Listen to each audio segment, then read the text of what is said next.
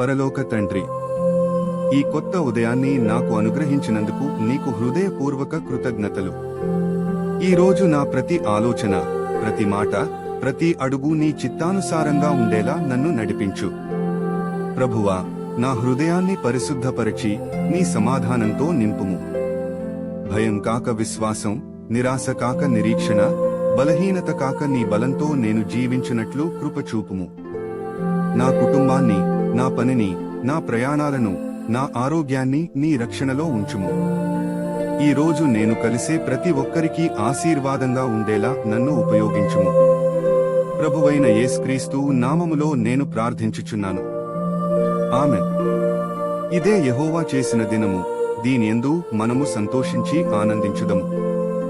కీర్తనలు 1:1-8, 24.